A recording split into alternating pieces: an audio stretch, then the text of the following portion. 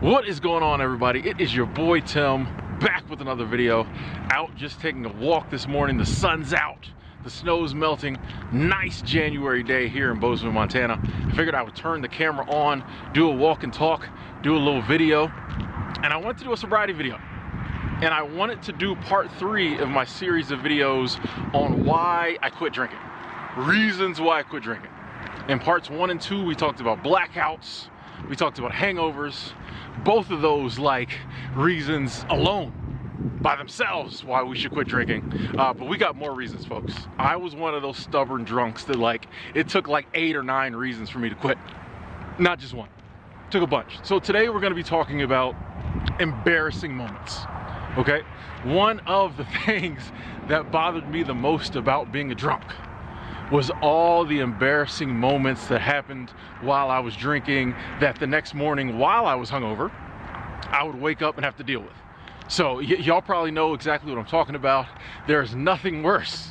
There's nothing worse than embarrassing yourself and then the next morning you have to just lay in bed feeling like crap and just think about it over and over and over again. It's bad enough if you embarrass yourself and then you go to work the next day and you kind of work and you're not really thinking about it. Every now and then it hits you, you're like, ah, yeah, that was dumb. But when you just have to lay in bed for 3-4 hours feeling like crap physically and then feeling like crap mentally because you did something stupid as embarrassing the night before, it is horrible. It is horrible. And I used to do a lot of embarrassing things. I'm one of those people that I was an angry drunk. So anyone who knows me, knows I'm a pretty nice, easygoing guy. I never get angry except when I'm drinking. So all that anger that normally might have come up during the day that I just kind of maybe I was suppressing it, I don't know. But when I got drunk, it would all come out. And it wouldn't always come out in the proper situation. For me, it'd be something like, I was at the bar, I seen a girl I really liked, I walk over to talk to her, and she might be like, hey, give me a second, I gotta go to the bathroom, I'll come back, we'll talk. That would piss me off. I come over here, you gotta go to the bathroom, I'm yelling, screaming. In that moment, for some reason, her just saying, give me 5 minutes to go handle business, pissed me off. I'm yelling and screaming, her friends come over, it's almost a fight, stuff like that happened to me on so many occasions. Just out of nowhere, anger flared up, I'm mad. Now, I wake up the next morning, if I remember it, if it was early enough in the night to where I wasn't blacked out and I remember it, I'm like, what were you going through, Tim? Why were you yelling at that girl? Or worse, my friends call me and be like, bro, why did you cuss that girl out last night? What did she do? I'm like, I don't even know what you're talking about. Or I'd be like, man, I was drunk. Just years and years and years of stuff like that. Just being in the bar, being out in public. It wasn't always a bar. Sometimes it's just a restaurant. Me and my friends might go to get wings and watch a game. And we stay there too long. Tim gets drunk. He's saying inappropriate stuff to the waitress, who for the first hour, loved our table. We're the nicest people out there. Tim gets drunk hour 3, and he's saying lewd stuff to the waitress and all kind of craziness. Just embarrassing moments that even the people in your life who understand what you're going through, they start to get to the point where they don't want you to come with them. That's not a good feeling. When there's certain places, your friends won't go with you. They'll go to the bar with you. They may go out to eat with you, but certain places, certain restaurants, certain places, if there's gonna be kids around, Tim didn't get invited to a lot of birthday parties and bridal showers and family occasions. Guys' night, they'd invite Tim. Family occasions, Tim didn't come around. I actually had a friend who didn't invite me to his wedding, and I cannot blame him because I was drinking at the time. I probably would have showed my ass. You know what I mean? Really good friend, and he's apologized many times, but I can't blame him because I probably wouldn't want to invite me either. You know what I mean? So it was a lot of situations where even people who understood and still cared about you, didn't always want you around. Just embarrassing moments all the time. I mean, another one is just the drunk texting, the drunk Facebooking. I'm old, so the drunk MySpacing, the drunk phone calls. Those were super embarrassing. I feel like they're even worse than the you know, you're drunk and you do something. If nobody gets it on camera, the 4 or 5 people who saw it, whatever. You know, a lot of people were drunk too, they may not remember. But like, I feel like drunk texting and drunk calls and drunk voicemails and drunk Facebooking, there's like a record, okay? And even like some of the other stuff I did, I didn't totally remember. It was kind of hazy. But I used to have, this is what's crazy. Some of y'all probably can relate to this. I would have to wake up every morning, excuse me, after a night of drinking, and I would have to check my Facebook, like I said, check my MySpace, check my phone. Literally, I would have to check my phone to see who I called drunk that night. You know, these are the type of behaviors that now I'm sober seem crazy to me. And some of y'all who may not be hardcore drinkers may be like, what? But I literally, the first thing I would do, hungover, was wake up and check my phone, see who I called. If there was no numbers in there after like midnight, I was like, phew. Because if there were, I don't know what I said. I don't know what I said. And you know, it's always gonna be like an ex-girlfriend, or it's gonna be a girl that you were talking to a year ago, and you know, you did something drunk stupid, so she stopped talking to you. But now once a month on a Saturday night, I get drunk and call her, and she's always like, don't call me no more, Tim, or like, just call me sober for once. I never do. I always call her drunk, or I'm on Facebook. Social media changed the game, folks.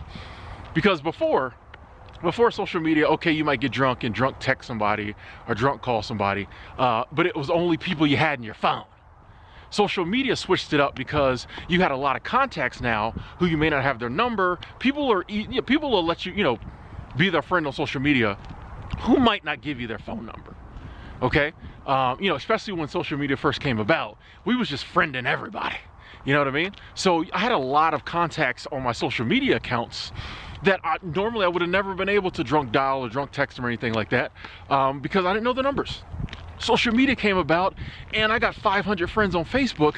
That's 500 potential embarrassing messages I can send out at 2 a.m. drunk on a Saturday. And you know me, when I get drunk, like a lot of other people, I'm either angry or like super lovey-dovey gushy. So I was just saying all kinds of things to these females on social media. And most of the time it was ones that like, I didn't want to be saying that to. You know what I'm saying? A lot of times it was people that, you know, I might have known and we might have been cool, but I didn't want them to think I was like in love with them, or, you know, just really care. You know, it was just people or it was people that, like I said, maybe we had something a while ago and it was over and we deaded it, and now here I am opening it back up. Or even worse, it would be like, you ever like dodged a bullet in a relationship or like a dating situation or just a friends with benefits situation? You'd be like, oh, I dodged a bullet on that one. You know, so, you know, y'all messed around a couple times, you identify he or she was crazy. You say, oh, I dodged a bullet. Here I go drunk, you know, like going down that road again. Dodged a bullet 6 months ago. Here I go calling them up 3 in the morning or message them 3 in the morning. Now they think I want to be back in their life. Like all kinds of stuff like that. I mean, just super embarrassing to wake up and see that you've messaged people, said some things you didn't mean. You try to delete it before they find it. You know, and I would have people like play voicemails. Next time I hung out with them, they'd be like, do you remember you calling me last weekend? I'd be like, no. Because like when you call, you don't know what you say. Like I would look at like the timer on the phone call. So if I called somebody at 3 in the morning and it said like 5 seconds, I'm like, oh, okay, I didn't leave a voicemail. If it said like 45 seconds, I'd be like, shoot, I left a voicemail. But I don't know what I said. And some people would never tell you. That's the thing too, like when you combine like drunk dialing with like blackouts, you don't know what you said. You don't know what you've said. And some people, you know, never tell you. And so that's just something you have to carry around in your head. Oh, I called so-and-so last week, talked to her for a minute. I don't know what happened. You know, and if you see them again, sometimes it's even worse when they play the voicemails. I've had some people play some truly horrible voicemails for me because they always save them. And then what do? I'm just like, yeah, you know, I was drunk, and they like, but then you get people who like think that everything you say drunk you mean. So you get people thinking you really care about them, or worse, you really don't like them. You know, sometimes I'd be angry. I'd call somebody up and cuss them out. I did that to my boss one time. This is a true story, folks. And he played the voicemail in front of the whole office to teach me a lesson, which it did. We were all out, like had an office hangout night. A couple of us got separated. I was wasted because, you know, he was buying shots. Like a good boss, he was buying shots. So I was wasted. Got separated, couldn't find the rest of the work group. I called him up, cussed him out in voicemail. Cussed him out deep, F-bombs, everything. Cussed him out heavy. I didn't remember. I thought I saw I'd called him, but I thought I just called him to like see what was going on. I didn't know I cussed the man out. But yeah, he played it in front of like the whole office, and he was like, hey, you know, this is. He was like, Tim, you're not going to be in trouble because I know you were drunk. He's like, but this better not happen again. And he was like, to help it not happen again, he's like, I'm going to play it here for everybody to hear. And I think it was his way of saying, this is why we can't have no more office parties because Tim's drunk ass. But moments like that, and that was deeply embarrassing because most people at work never see me drunk. At work, I'm just a hard worker. I show up. I guess I would be what you'd call a functioning drunk. You know, unless you party with me, you didn't know how bad my drinking was. That's why a lot of people to this day will be like, Tim, you never had a problem. I'm like, ugh. But just embarrassing moments like that. Just so many, you know, just nights where I got drunk and everybody's trying to drive home and Tim's wanting to drive fast and speed and go 60 mile an hour into 30, and my car ends up, you know, stuck on the side of the road and we have to leave it, and like, you know, just so many moments. I mean, the one time I've been to jail, and this really hit me. I actually quit for 8 months after this, but then I went back drinking. But this was one that hit me like really hard, folks. Was drunk, and that was a bad night because some of my friends from another town had come to town, and we went to like a party. My roommate invited us all to a party. We got drunk, showed our behinds at the party, embarrassed the crap out of him, you know. And then that wasn't enough for Tim. So I commenced to just get so drunk that like all my friends, and most of them, hold on, I gotta switch hands, hold on, folks. Whew. There we go, all right. Get this tripod settled.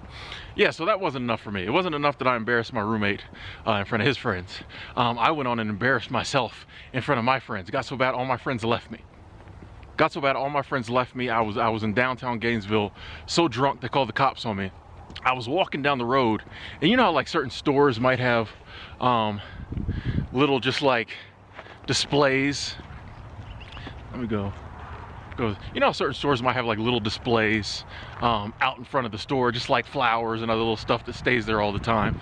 I was going down the road grabbing like flowers and flower pots from in front of stores and chunking them in the middle of the road. I was pretty blacked out, so I don't remember all the details, but I think I was just like, see if I can get some better lighting. I think I was just like so mad at my friends because they were just like, we're done with you, Tim, we're leaving you. That I was just angry Tim. So I was going down the road chunking like flowers and flower pots in the street. Sooner or later, you know, someone calls the cops. The cop shows up, and I think the cop realized, like, you know, I was blacked out, so I'm kind of hazy on the details, but I think he realized like this guy's not really a threat, he's just super drunk. But my friends were so mad at me, he was like, all right, call somebody, tell them to come get you, you know, and then we'll just handle the situation with these plants, like, you know. I guess he might have just gonna write me a ticket and I have to deal with it. My friends were so mad at me they wouldn't answer the phone. So he's like, you know, you're so drunk, I can't just let you like go home, you know. So I had to go to jail. He had to take me to jail. And I found this all out, you know, when I had to go talk to my public defender, see what was going on. I ended up just having to pay some fines. Nothing really bad happened, nothing on my record. But yeah, I was just, you know, basically she said, yeah, the cop said in the notes, you know, he didn't think you were a threat. He really didn't want to, you know, take you to jail. He's like, but for your own safety, he had no choice. He let you use your phone and drunkenly tried to call your friend. Knowing me, I was probably calling the wrong numbers. I was probably calling all kinds of crazy people. But yeah, ended up in jail. Cost me like $600 in fines just for one drunk night. And you know, that's just, those are like the stories that like I remember. Those are stories like something majorly bad happened. I have so many stories just like little stuff where, you know, I embarrassed myself in front of a friend, or I embarrassed one of my friends, or, you know, just you know, I met a female, and it really seemed like it was going well. This happened many times. Really seemed like it was going well, and then Tim keeps showing up at our house at 2 in the morning, you know? And a lot of times I don't even remember. You know, I call her, on like Monday morning, she was like, dude, you gotta stop showing up at my house on Saturday nights. I'm like, what are you talking about? She's like, you know, that makes it worse. She's like, you don't even remember? I'm like, no. She's like, you were at my house 2 in the morning banging on the door, you know, just all kinds of crazy stuff like that. Oh, sorry about that, folks. I usually try to make these walk and talks one long video, you know, but my battery died. That's what happens when you don't listen to your gut. Something was telling me, switch out the battery in your camera, Tim. I said, nah, I got it. I didn't have it, but we're back. But anyway, like I was saying, I just got tired of just, it builds up years and years and years and years of just these embarrassing moments, and you feel so guilty, and then you lay there the next morning just wallowing in the guilt. And even when people forgive you, you don't forgive yourself. And then you say, never gonna do it again. And the worst thing you can ever do is say, I'm not gonna do that again, and then do it again. But as drunks, as people who have a problem with drinking, we're always gonna do it again if it's behavior that comes out when we drink, because we're still drinking, you know? So ultimately, you know, I told myself, I was like, Tim, either you're gonna have to embrace like this is you. Like all these embarrassing moments, all the dumb stuff you do, the anger, you know, the lies, all the stuff you do, you're gonna have to embrace that and say, okay, that's me, or you're gonna have to quit. And for a while there, I was like, you know what, I'm just gonna embrace it. It's too hard to quit. It's too much of a struggle. You know, I get a few days in and I'm right back drinking. I just don't want, at least when I'm drinking, I felt a little freer, because I'm like, I'm not struggling. I'm not worried about it. When I'm trying to quit, it's a struggle. I'm worrying about it constantly. You know, it just feels, it's too hard. So I would just keep giving in and going back drinking, but I couldn't. I could not look myself in the mirror and be like, all that stuff you're doing drunk is you. And then I was like, well, if it's not me, well then we got to do something so that we're us, we're me, I'm me 24/7. I don't want half the time, well, 2/3 of my life to be me and the other third I'm some other guy. I don't want that. I don't like that. I don't want that. You know, so that was one of the things that really motivated me to get sober. I was like, I want to always be me. I don't want half the time me being somebody else and having to apologize for it and feel bad about it. Because I'm like, well, it obviously always is me. But it doesn't feel like me, and I'm tired of like having to apologize and feel bad about this other guy. But I'm like, Tim, it's you who's deciding to pick up the beer bottles and drink, you know, 30 of them. So that was one of the reasons I wanted to get sober, and it really feels great to like not have to deal with all that. If I have an embarrassing moment now, I'm in full control. I just did something stupid. Like if I have an embarrassing moment now, I just doing something dumb. You know what I mean? It's totally different than, you know, I don't have to wake up and check my phone. I don't have to try to get up early and check my Facebook and delete messages and all this other crazy stuff. I don't have people thinking I feel a certain way about them, and I don't. It just feels great. It feels great. It feels great to wake up and have my whole day every day. It feels great to just be me all the time.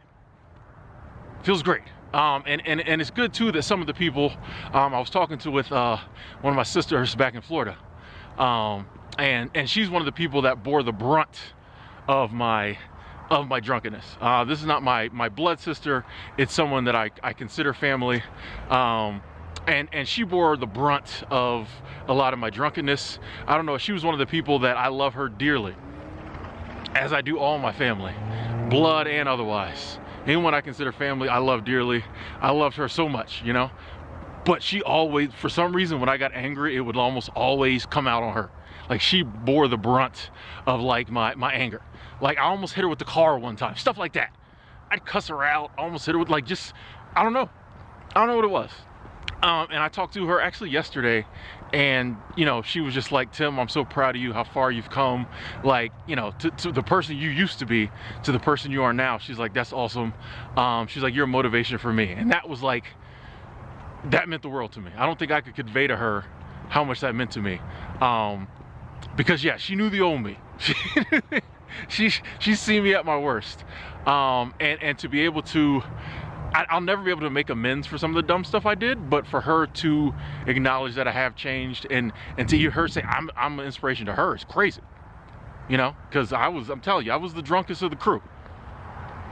You know, I might not have been to a lot of things a lot of the other people were into in my circle back then, but I was the worst. They might have been doing some other stuff, but I was the one always, you know, getting in trouble and, you know, losing friendships and all the crazy stuff. So that meant a lot to me. So, and it's further proof that if I can do it, anyone can do it. Hashtag you can't quit. You can live a life free of all these embarrassing moments.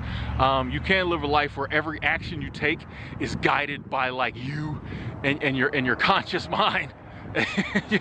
where everything you say, you think about it before you say it. You just don't drunkenly blurt it out. All that stuff is possible. And I just want to share that.